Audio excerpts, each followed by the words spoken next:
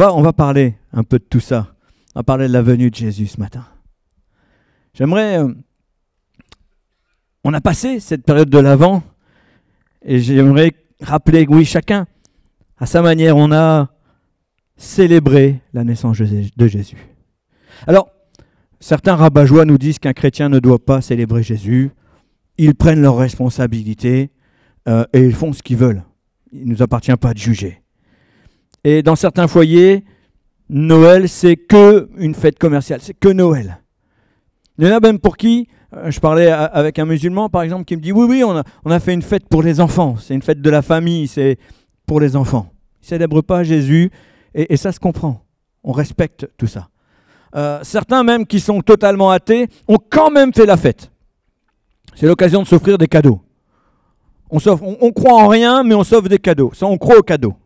C'est leur droit aussi, et on respecte. On ne juge personne. Mais nous avons célébré la naissance de Jésus. C'était le principal pour nous. Dans certaines régions du globe, même, il ne s'est absolument rien passé. Il y a des endroits où, surtout, on ne fait pas la fête. C'est triste, mais c'est comme ça.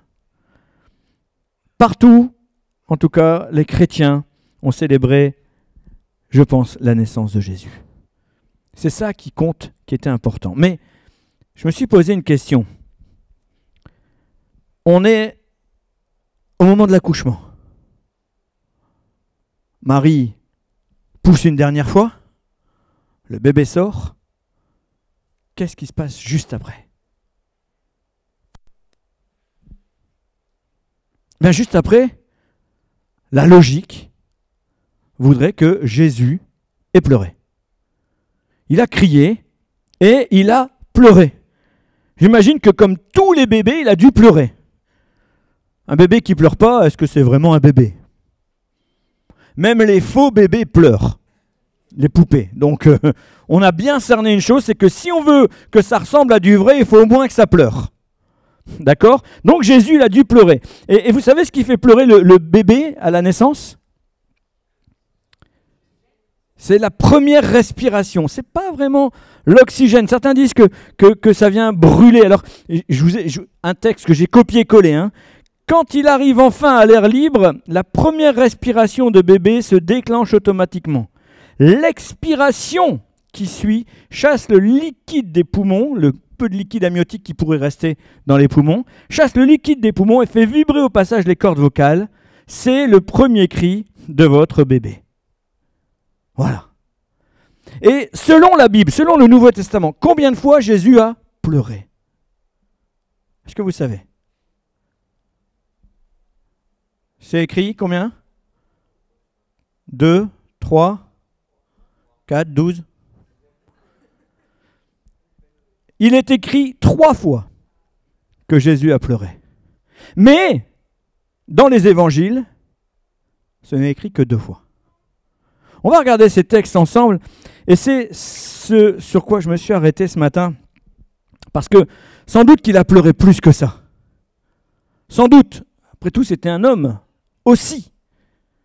Mais les 3 fois où Jésus a pleuré nous éveillent sur ce qui touche le cœur de Dieu. Et je pense que le premier souvenir que nous avons tous, quand je vous dis que Jésus a pleuré, vous connaissez tous ce verset par cœur sans me donner la référence. Jésus pleura. Voilà. Vous savez tous qu'il est écrit. Comment on le sait ? Parce que c'est le plus petit verset de la Bible. 2 mots. Jésus pleura. Et quand on va regarder ensemble les circonstances, on est dans l'évangile de Jean au chapitre 11. Et on va lire à partir du verset 32. Marie parvint à l'endroit où était Jésus. Je vous remets dans le contexte. Son frère Lazare était très malade. Elle avait envoyé chercher Jésus pour qu'il vienne le guérir. Et il est mort. On est maintenant 4 jours après la mort de Lazare. Et Marie parvint à l'endroit où était Jésus. Dès qu'elle le vit, elle se jeta à ses pieds et lui dit « Seigneur, si tu avais été ici, mon frère ne serait pas mort. » En la voyant pleurer, elle et ceux qui l'accompagnaient, Jésus fut profondément indigné et ému. « Où l'avez-vous enterré ? demanda-t-il. « Viens, Seigneur, lui répondirent-ils. tu verras. Jésus pleura. Alors tous dirent, voyez comme il l'aimait. Quelques-uns remarquaient, il a bien rendu la vue aux aveugles. N'aurait-il pas pu empêcher que Lazare meure? Une fois de plus, Jésus fut profondément bouleversé. Il arriva au tombeau. C'était une grotte dont l'entrée était fermée par une pierre et on va arrêter là la lecture pour le moment. Ici, nous sommes dans ce contexte où un ami proche de Jésus est décédé. C'est pas n'importe qui, Lazare. C'est son ami. On a tous un peu comme ça des amis. On n'a pas besoin de s'appeler toutes les semaines, on n'a pas besoin de se voir tous les jours. On sait qu'on peut compter sur eux. J'ai quelques amis comme ça. J'ai un ami au Puy-en-Velay, j'ai un ami dans le Nord. On ne s'appelle jamais. On envoie un petit message de temps en temps. Mais si j'ai un problème, ou ils m'ouvrent leur porte, ou ils descendent. Et ils sont comme ça.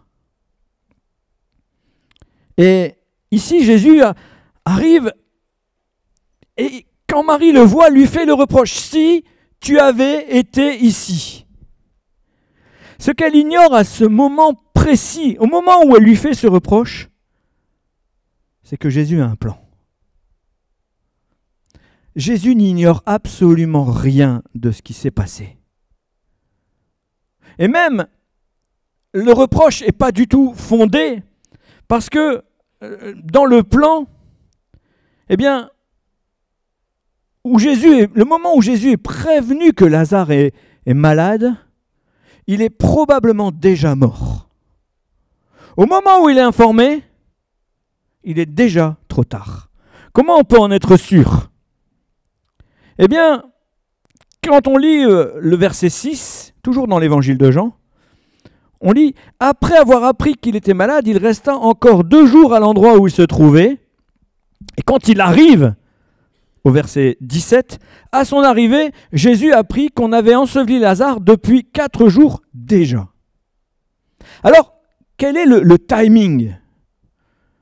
Jésus apprend que Lazare est malade et il attend 2 jours. Et quand il arrive, Lazare est déjà mort depuis 4 jours. En admettant que là où il était, il fallait approximativement 1 journée de marche. Quand le gars arrive devant Jésus, la journée est passée. Donc quand Jésus arrive, il reste 3 jours. Jésus attend 2 jours. Ça fait 3 jours. Ça veut dire que si Jésus s'était mis en route tout de suite, Lazare était déjà mort. Probablement que Lazare est décédé peu de temps après le départ du messager. Et à l'époque, il n'y avait pas Gmail.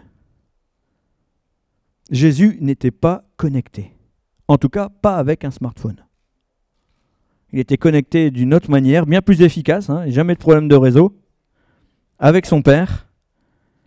Mais il était quasiment impossible pour Jésus, au moment où il est prévenu, d'être présent avant la mort de Lazare. C'est impossible. Alors vous allez me dire, mais pourquoi il a attendu 2 jours? On va en parler juste après. Et on le voit, le plan est déjà écrit parce qu'au verset 11 de Jean 11, Jésus dit, « Notre ami Lazare s'est endormi, je vais le réveiller. » Et après avoir dit ça, il dit qu'il était mort. Jean 11, 15. « Je suis heureux à cause de vous de n'avoir pas été là-bas à ce moment-là.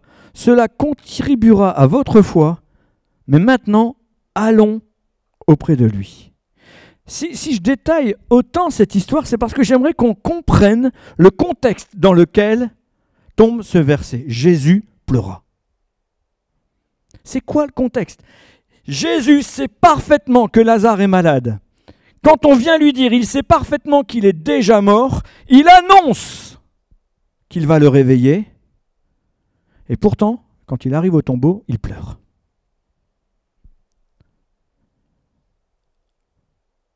Le texte nous dit au verset 36, tous dire « Voyez comment il l'aimait ». Pour justifier les larmes. Finalement, les personnes qui assistent aux larmes de Jésus, s'imagine qu'il est en train de subir cet instant comme étant une très mauvaise nouvelle. Son pote Lazare est mort. C'est horrible. Alors il pleure. Mais nous savons, avec notre lecture des versets précédents, que tout est sous contrôle. On le sait ou on ne le sait pas? On le sait.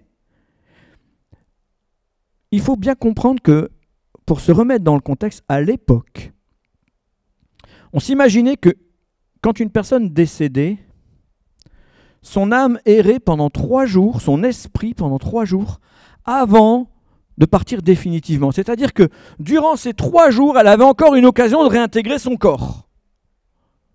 Sans doute qu'ils avaient observé à l'époque que certaines personnes tombées dans le coma pouvaient se réveiller. Donc on les zigouillait pas tout de suite. On attendait 3 jours. Il était dans le tombeau. Le tombeau, c'est pas enseveli. C'est un tombeau. Si de dedans il crie, on va l'entendre. D'accord? Même si la pierre est énorme. Donc, ces 3 jours étaient importants. La raison pour laquelle Jésus attend 2 jours, c'est parce qu'il faut impérativement que ces 3 jours arrivent à échéance. Pour pas que quand il arrive, on puisse dire « Ah ben non, finalement, il n'était que malade ». Ou qu'on puisse dire, même nous, aujourd'hui, à notre époque, finalement, Lazare était dans le coma. Non, il était mort depuis 4 jours, sans boire, sans manger. On ne peut pas rester 4 jours sans s'hydrater. C'est physiquement impossible. Et donc, c'est la raison pour laquelle il a attendu ces 4 jours. Certains théologiens vont annoncer un timing un peu différent. Mais quoi qu'il en soit, il est impossible pour Jésus d'être présent au moment où Lazare est encore vivant. Donc attendre ces 4 jours était primordial. Il devait faire ça. Il était hors de question qu'on remette en cause la résurrection. Ce n'était pas une guérison. C'était une victoire sur la mort. Ce n'était pas une victoire sur la maladie. Ce n'était pas un esprit qui était chassé. C'était une résurrection. Et là, il fallait qu'il se passe quelque chose. Il y a 2 explications qui sont un peu discutées, les plus plausibles. Alors, il y en a plusieurs sur ces larmes. Et donc, l'une de ces explications, c'est que Jésus pleure sur l'incrédulité des personnes qui sont présentes. Ce qui le touche avant tout, c'est ce manque de foi. En effet, il dit à Marthe et Marie qu'il va faire quelque chose. Maintenant qu'il est là, il va faire quelque chose. Qui dit ça? Est-ce un homme lambda ou est-ce que c'est Christ, le Fils de Dieu? Est-ce que c'est Jésus? C'est pas n'importe qui. Celui qui dit qu'il va faire quelque chose, c'est Jésus. Et là, qu'est-ce qu'il remarque? Il remarque que les pleurs et même les réflexions continuent. Ah, s'il avait été là. Ah, voyez comme il l'aimait. On parle au passé. Personne ne pense qu'il va encore pouvoir agir. Alors, il va faire quelque chose, finalement, et moi j'aime cette histoire parce que Jean prend le temps d'expliquer ce qui se passe. Regardons à partir du verset 41. Jésus a demandé à ce qu'on note la pierre. On nota donc la pierre. Alors, regardez bien, Jésus tournant son regard vers le ciel dit « Père, tu as exaucé ma prière et je t'en remercie. Pour moi, je sais que tu m'exauces toujours, mais si je parle ainsi, c'est ça que j'aime bien, si je parle ainsi, c'est pour que tous ceux qui m'entourent croient que c'est toi qui m'as envoyé. Et cela dit, il cria d'une voix forte, « Lazare, sors !» Il n'avait pas besoin de prier. Il aurait pu juste dire « Lazare, sors !» Mais il a voulu que tout le monde l'entende prier son Père à voix haute pour qu'il comprenne que c'est au moment où Jésus dit « Lazare, sors » que les choses se produisent. C'est pas parce que Jésus est là que les choses arrivent. c'est parce qu'il intercède pour nous que les choses arrivent. Jésus pourrait être là, ici, devant toi, te regarder avec ta maladie et ne rien faire si tu lui demandes rien. Souvenez-vous, l'aveugle. Que veux-tu que je te fasse? Que veux-tu que je te fasse? Rabouni, que je vois. Et là, il voit. Mais s'il n'avait pas demandé la vue, il n'aurait pas vu. Il est important que nous comprenions que c'est l'intercession de Christ qui va changer les choses. L'autre explication pour les larmes de Christ serait qu'en voyant l'impact de la mort liée au péché d'Adam, liée à la méchanceté du diable à propos de l'humanité, Jésus est touché. Et à ce moment-là, il pleure en voyant que finalement la mort, ça nous peine tous. Ça nous peine tous, on est d'accord. Mais il y a une petite incohérence avec cette explication parce que j'ai du mal à me dire que Jésus ignorait ça. Est-ce qu'à 30 ans, Lazare est la première personne qu'il voit mourir? Bien sûr que non. J'ai du mal à me dire que Jésus est en train de pleurer sur le sort de l'humanité à ce moment-là. Parce que ça fait des milliers d'années qu'il pleure sur le sort de l'humanité. Il est venu pour le sort de l'humanité. Et là, quand on me dit il pleure parce qu'il voit l'impact de la mort et que ça attriste tout le monde, alors il pleure lui aussi, comme si ses émotions étaient touchées, il n'a pas pu retenir une larme. Non. Je pense que ces larmes concernaient l'incrédulité des gens autour de lui. Il ne pleurait pas parce que Lazare était mort. Il allait ressusciter. Donc ces larmes ne peuvent pas, à mon avis, je ne vais pas critiquer ceux qui ont cette conviction, je respecte, mais ça ne me paraît pas plausible.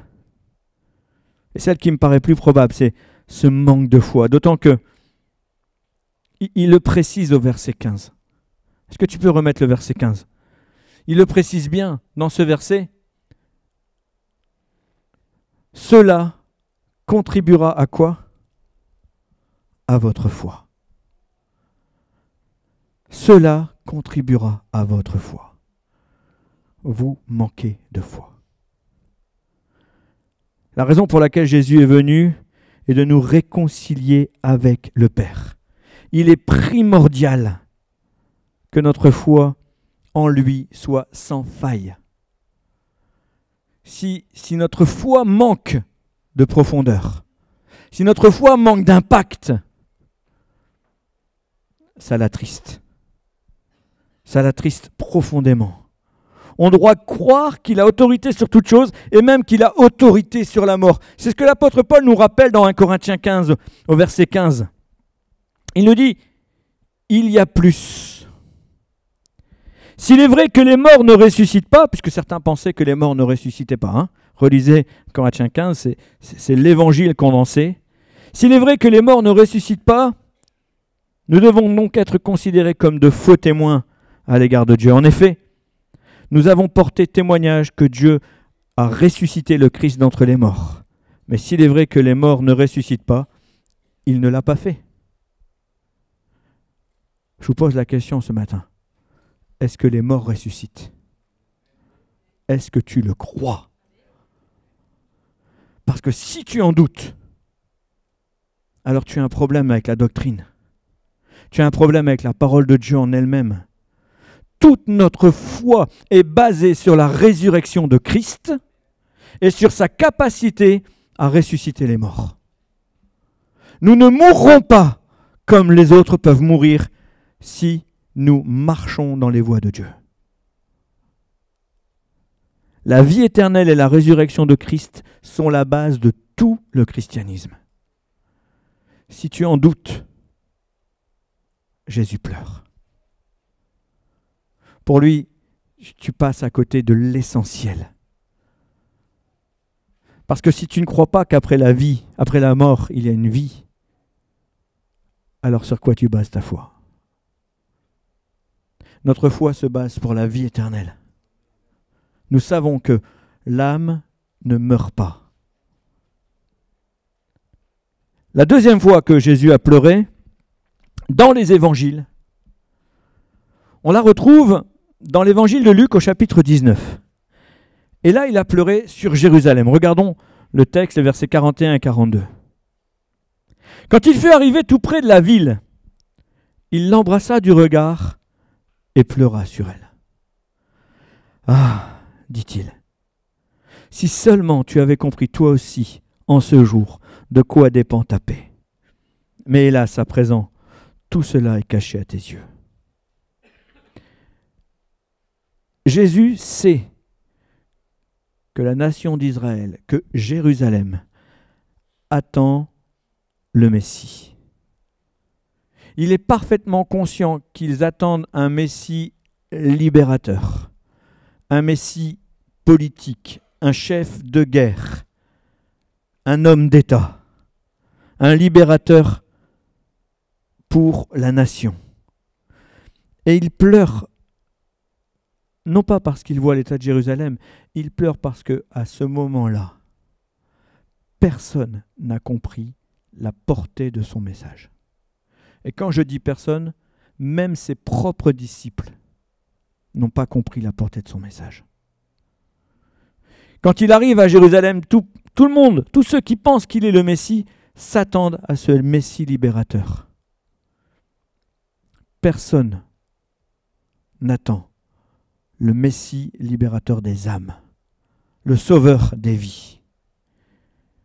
Personne n'a compris que la vraie liberté, ce n'est pas un pays en paix, un pays affranchi. La vraie liberté, c'est être affranchi du pouvoir de la mort, du pouvoir du péché. C'est ça la vraie liberté. Vous savez, ce que je dis tout le temps, c'est que on peut nous interdire tout, on peut nous emprisonner. Mais on ne peut jamais nous empêcher de prier. On ne peut jamais nous empêcher cette relation avec notre Père. Et ça, c'est possible que par quoi ? Par le chemin à la vérité, la vie, par Christ. Les hommes pensent être libres parce qu'on vit dans un pays où il n'y a pas la guerre. Mais nous le voyons au quotidien. Tout le monde est emprisonné autour de nous. Même nous, il nous arrive d'être emprisonnés.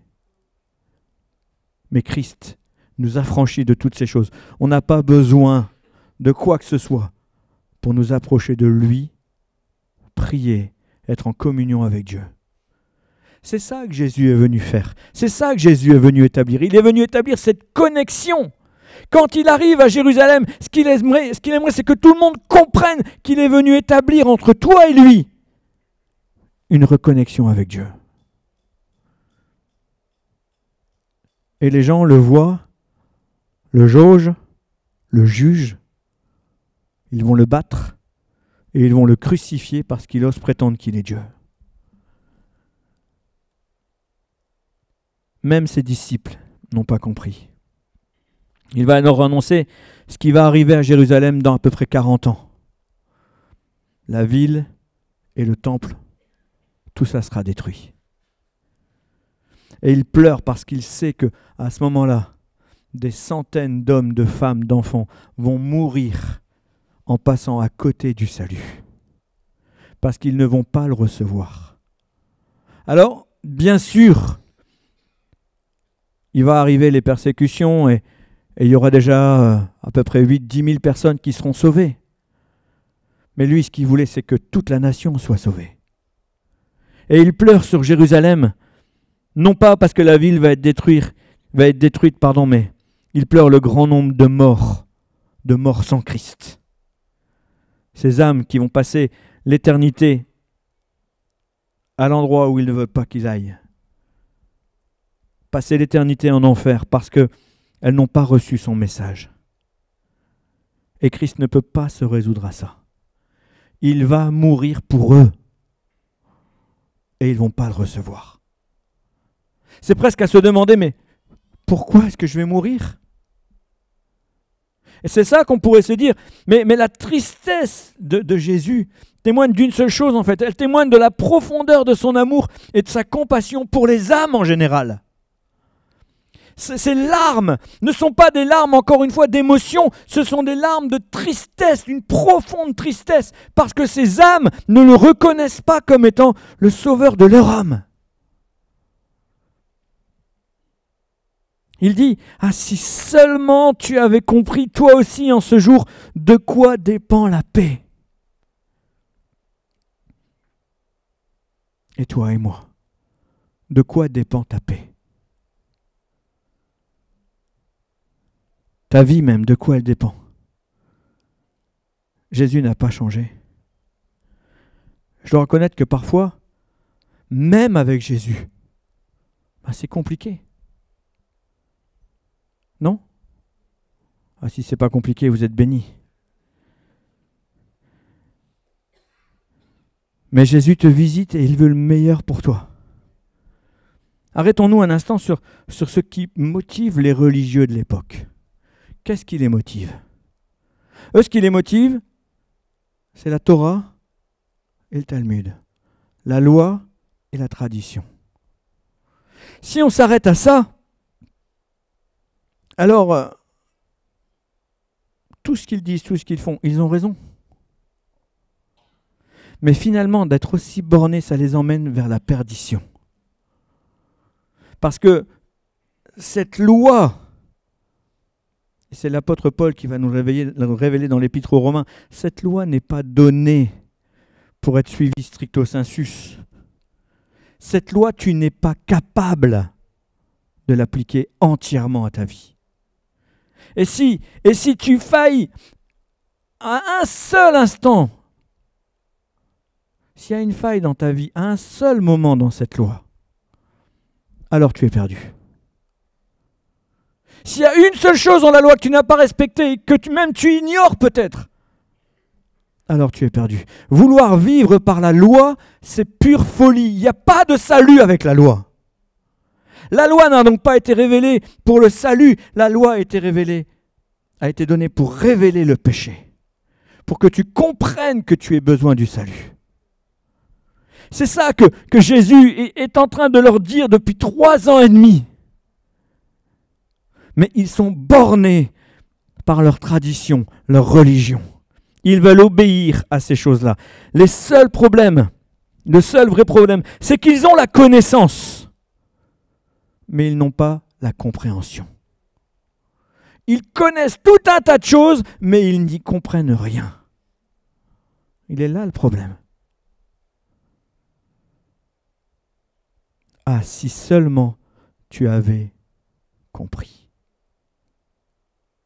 C'est le reproche de Jésus. Pas si seulement tu avais su. Si seulement tu avais compris. Il nous arrive parfois de telles situations dans nos vies. Nous avons la connaissance. Nous croyons tout un tas de choses. Nous croyons l'Évangile. Mais est-ce que nous avons compris? Je me pose cette question, Seigneur, des fois je me dis, Seigneur, est-ce que j'ai compris? Est-ce que j'ai compris ce que tu veux? Au-delà de la connaissance, au-delà de la foi, au-delà de la religion protestante, évangélique, au-delà de toutes ces choses, est-ce que j'ai compris le cœur de Dieu? C'est pour ça que Jésus, dans Matthieu 6, 33, il nous dit quelque chose, il nous dit, cherchez premièrement le royaume et la justice de Dieu, et toutes ces choses vous seront données par-dessus. Tu as la connaissance, maintenant cherche le royaume et la justice de Dieu. C'est la seule chose qui est vraiment nécessaire. Qu'est-ce que tu veux, Seigneur? Chercher la connaissance, ce n'est pas une mauvaise chose. Mais le plus important, c'est de connaître, c'est d'expérimenter, c'est de vivre ce que tu sais. Ne te contente pas de le savoir. Et même s'il y a des choses que tu ne sais pas, ne t'arrête pas à ça. Continue de croire. Expérimente. Certaines choses ne sont pas écrites, mais nous les vivons quand même. Et on retrouve des similitudes avec nos frères et sœurs depuis des milliers d'années. Et surtout, ne t'entête pas, parce que quand Dieu nous répond, mais que nous nous entêtons, ça l'attriste. Ça l'attriste. On demande quelque chose à Dieu, et Dieu n'agit pas, et nous on s'entête. Alors ça l'attriste. il ne va pas changer d'avis parce que tu restes sur ta position. Il est Dieu. Il pleure, ok, il pleure, mais il n'est pas émotif. Ce n'est pas tes larmes qui vont changer son cœur. Il sait ce qui est bon. Enfin, la dernière mention des larmes de Christ, on la retrouve dans l'épître aux Hébreux. Dans l'épître aux Hébreux, on ne sait pas qui a écrit cette lettre, on n'est pas sûr en tout cas. Certains pensent que c'est Paul, mais c'est absolument pas certain. Et dans Hébreux 5, au verset 7 et 8, on lit ceci. Ainsi, au cours de sa vie sur terre, Jésus, avec de grands cris et des larmes, a présenté des prières et des supplications à celui qui pouvait le sauver de la mort, et il a été exaucé à cause de sa soumission à Dieu. Bien qu'étant fils de Dieu, il a appris l'obéissance par tout ce qu'il a souffert. Alors, ce n'est pas précisé dans les évangiles, mais l'auteur de la lettre aux Hébreux a cette révélation que dans le jardin de Gethsémani, non seulement Jésus a prié, mais il a aussi pleuré. Ça ne me paraît pas du tout incohérent. Bien au contraire. Il a sans doute pleuré. Finalement, Gethsémani, et je vais peut-être vous surprendre avec ça, mais Gethsémani, c'est l'endroit où Jésus apprend l'obéissance ultime. Vous allez me dire, mais il a toujours été obéissant. Mais retenons quand même que jusqu'à présent, il a fait tout ce que Dieu lui a demandé, mais c'était pour sa gloire et pour la gloire de Dieu. Moi, je veux bien obéir à Dieu quand il me dit guéris les malades, chasse les démons, multiplie la nourriture, fais du bien autour de toi. Je veux bien obéir. Donne ta vie. Est-ce toi, Seigneur, qui me parle? Est-ce que vous comprenez où je veux en venir dans l'obéissance absolue? Évidemment, parfois il a peut-être voulu guérir des gens, Dieu lui a dit non, alors il a obéi. Effectivement, ça devait être dur parce qu'il n'y a pas que quelques personnes qui sont mortes durant son ministère. D'accord? Il y avait beaucoup plus de malades que ça. Il n'a pas guéri tous les malades, la Bible le dit. Il n'a pas ressuscité tous les morts. La Bible le dit.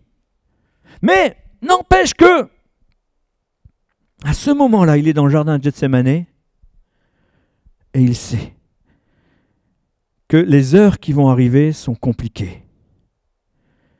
Et ce soir-là, personne pour l'aider. Cette mort, il le sait même. Entendez bien, à l'exception de certaines personnes qui seront tristes, l'instant où il va mourir n'impactera quasiment personne.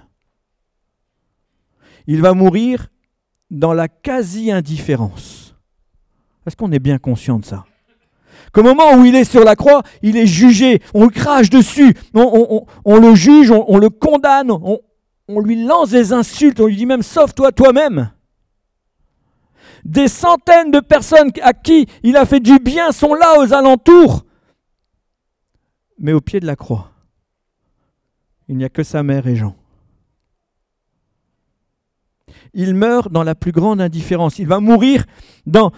Il a le sentiment que cette mort... On a le sentiment que cette mort, si on s'arrête là, si on ne connaît pas l'histoire, Jésus est mort dans la plus grande indifférence. Ah oui, il y a bien le Romain qui a dit « Ah, celui-là était le Fils de Dieu ». Ça change quoi?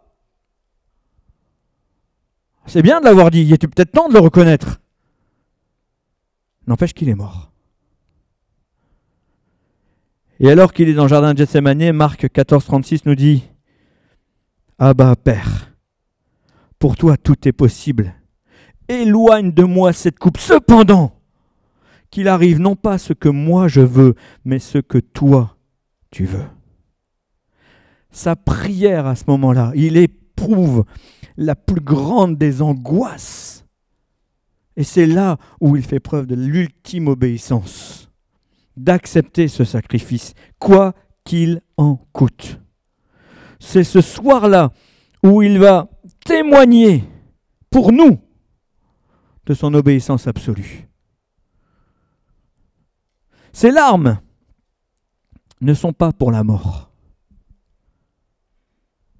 Il connaît le plan. Vous êtes d'accord avec moi? Est-ce qu'il connaît le plan? Oui. Ces larmes ne sont pas pour la mort. Encore une fois, ces larmes ne sont pas parce qu'il va souffrir. Regardez ce qu'il dit. Pour toi, tout est possible. Pour toi, tout est possible. Il sait donc qu'il n'y a aucune autre solution pour le salut des âmes. Sa mort est inéluctable parce qu'il n'y a pas d'autre solution. C'est pour ça qu'il pleure. Il pleure non pas parce qu'il va mourir, il pleure parce que nous sommes incapables de le satisfaire.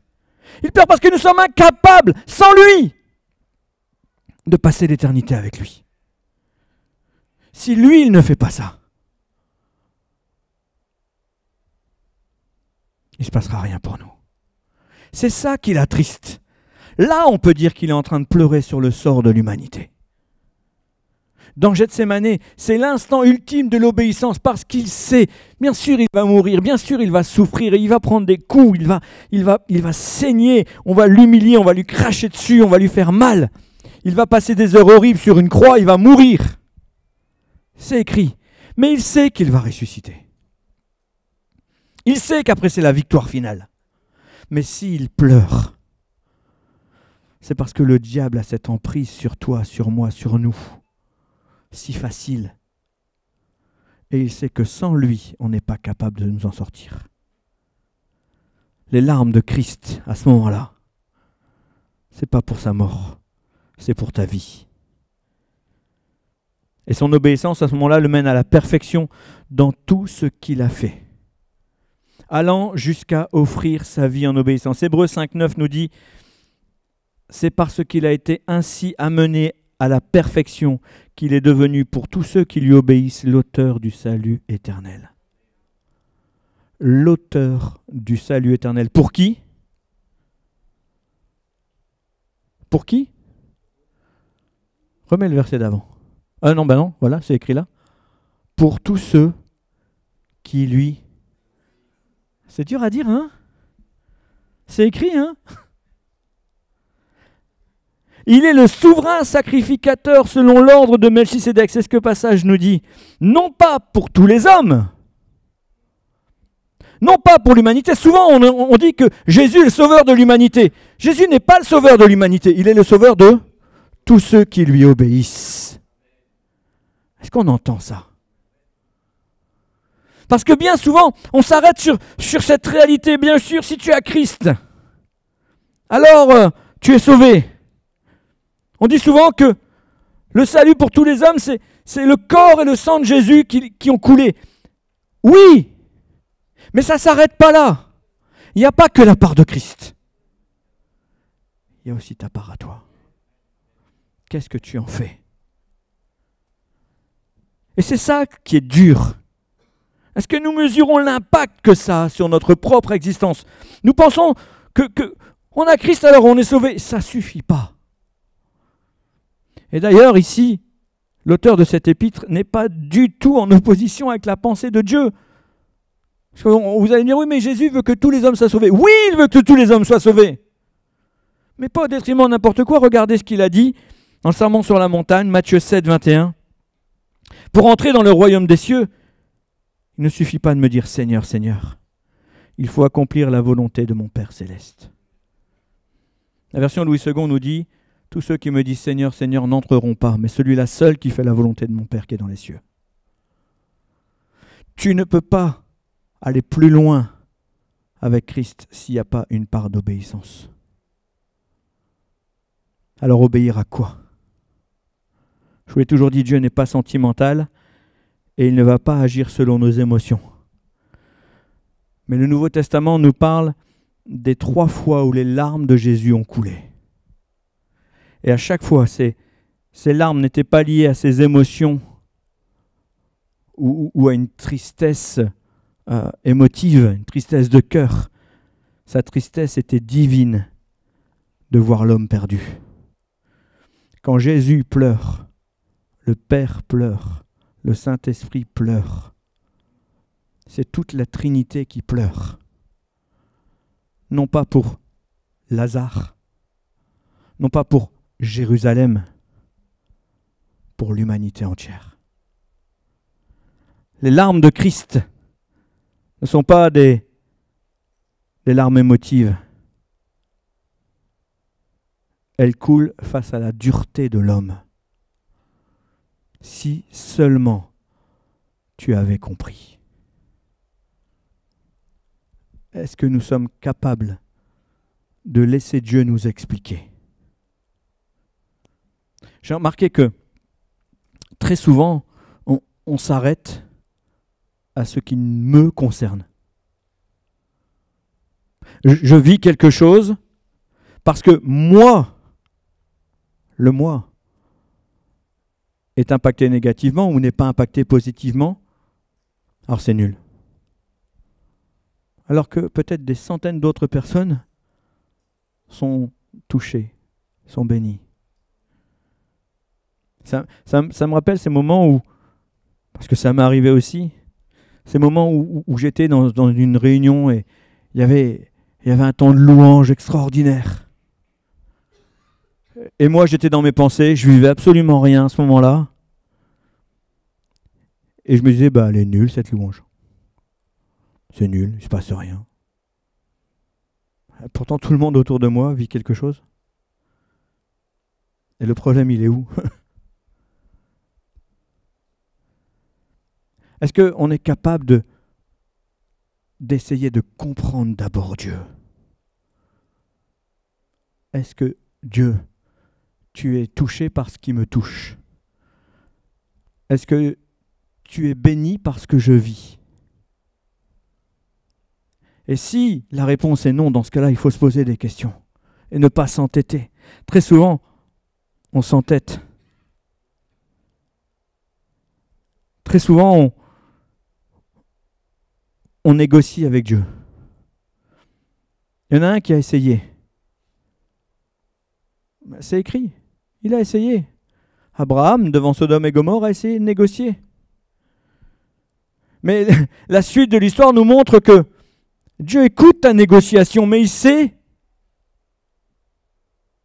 ce qui est bon ou ce qui est mauvais. Il sait ce qui est vrai ou ce qui est faux.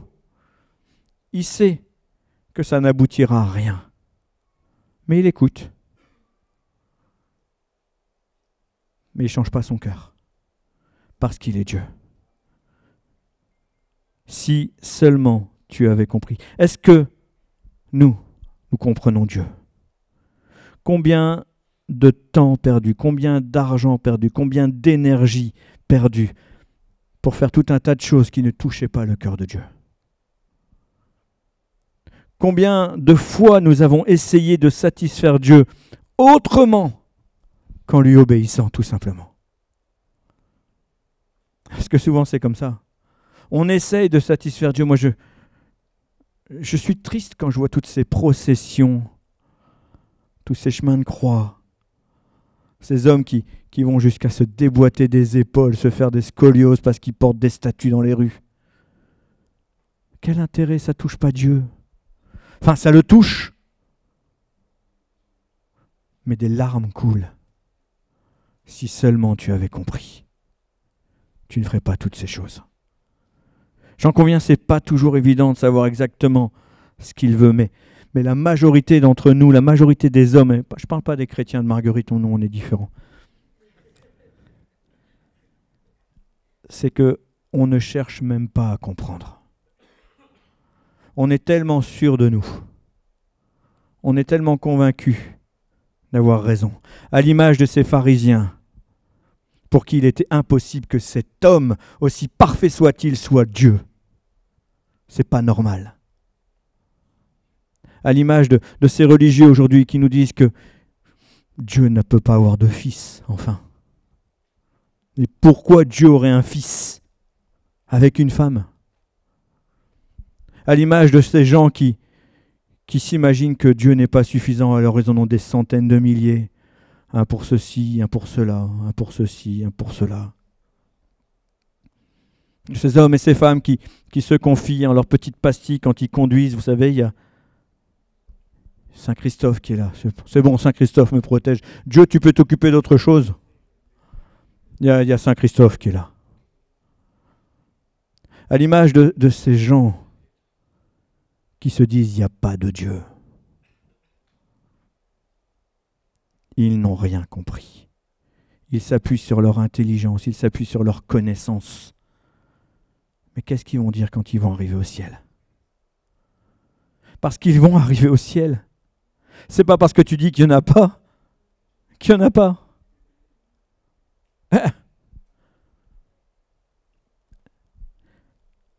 Mes amis, ne soyons pas de ceux qui ne cherchent même pas. On va reprendre Matthieu 6, 33, mais on va le prendre dans la version Summer qui nous dit « Faites donc du règne de Dieu et de ce qui est juste à ses yeux votre préoccupation première, et toutes ces choses vous seront données en plus. » J'aimerais juste que nous puissions terminer en priant et en disant « Jésus, je ne veux pas me contenter de savoir toutes ces choses. Ta parole, elle est merveilleuse. Mais je ne veux pas me contenter juste de connaître ta parole. C'est toi que je veux connaître. Je ne veux pas juste savoir, je veux te comprendre. » Parce que le reproche de Jésus sur Jérusalem, le reproche de Jésus sur les nations, c'est pas qu'elles ne savent pas. Écoutez les hommes politiques, ils savent. Écoutez-les parler, ils vous parlent de l'évangile, ils savent. Mais ils ne comprennent pas.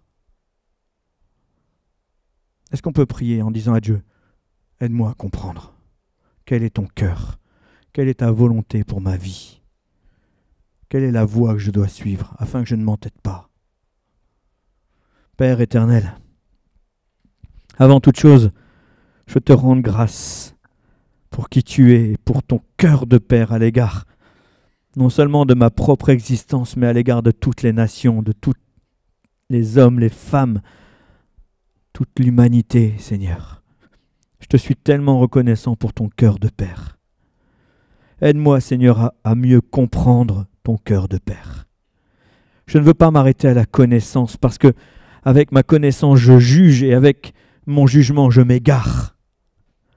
Je ne veux pas m'arrêter, Seigneur, à toutes ces règles dans ta parole, parce que elles ne me permettent pas d'être un homme meilleur. Seigneur, c'est te connaître qui me permet de mieux aimer, de mieux comprendre. Aide-moi, Seigneur, à ne pas m'arrêter à la connaissance, mais à chercher quel est ton cœur derrière toutes ces choses. Je ne veux pas, Seigneur, m'entêter dans des choses qui ne te glorifient pas, mais je veux te comprendre ton cœur, comprendre ta volonté, non seulement pour ma vie, mais aussi pour les autres, afin que je ne me positionne jamais comme étant un juge. Bien sûr, je dois juger de tout, mais je ne dois juger personne.